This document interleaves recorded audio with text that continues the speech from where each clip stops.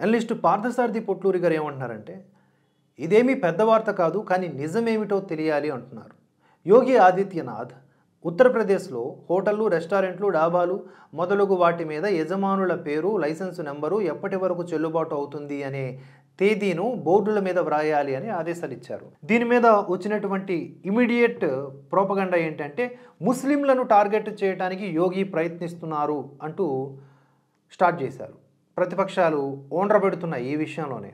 కానీ నిజం ఏమిటి? 2006లో అప్పటి ఉత్తరప్రదేశ్ ముఖ్యమంత్రి ములాయం సింగ్ యాదవ్ ఈ చట్టాన్ని తెచ్చాడు. 2006లో ఉత్తరప్రదేశ్లో సమాజ్వాదీ పార్టీ అధికారంలో ఉంది, కేంద్రంలో కాంగ్రెస్ పార్టీ అధికారంలో ఉంది. 2011లో ఈ చట్టాన్ని ఖచ్చితంగా అమలు చేయాలని అధికారులకు ఆదేశాలు ఇచ్చాడు ములాయం. 2011లో ఉత్తరప్రదేశ్లో సమాజ్వాదీ పార్టీ, కేంద్రంలో కాంగ్రెస్ పార్టీ అధికారంలో ఉన్నాయి. అదే చట్టాన్ని ఖచ్చితంగా అమలు చేయాలని యోగి ఆదిత్యనాథ్ గారు కూడా ఆదేశాలు జారీ చేస్తే, అదే కాంగ్రెస్, అదే సమాజ్వాదీ పార్టీలు మత వివక్ష అంటూ గింజుకుంటున్నాయి.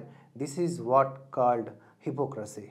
సమస్య ఎక్కడ ఉంది అంటే, 60% రెస్టారెంట్లు, డాబాలు పన్నులు చెల్లించకుండా ఎగవేస్తూ ఉన్నాయి. సదరు యజమానులకు, అంటే ఈ యజమానుల్లో అన్ని మతాల వారు ఉన్నారు, ఇది మీరు గుర్తుపెట్టుకోండి.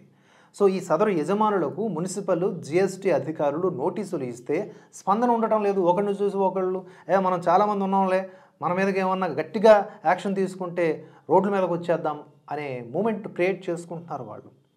కొంతమంది లీజుకు తీసుకుని నడుపుతూ ఉన్నారు. కానీ అధికారులు నోటీసులు ఇస్తే స్పందన ఉండటం లేదు.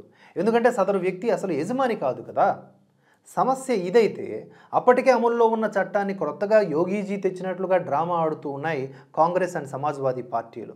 కల్తీ జరుగుతున్నది అని కేసు పెడితే అసలు యజమాని కోర్టుకు వెళ్ళి స్టే ఆర్డర్ తెచ్చుకుంటున్నారు. నేను లీజుకి ఇచ్చాను కాబట్టి కేసు నాకు వర్తించదు అని. సో 70 ఏళ్లుగా ఉత్తరప్రదేశ్, బీహార్లలో ఆటవిక పాలన కొనసాగుతూ వస్తున్నది కాబట్టి అది చక్కదిద్దడానికి 10 ఏళ్ళు కూడా సరిపోవు యోగి ఆదిత్యనాథ్ గారికి.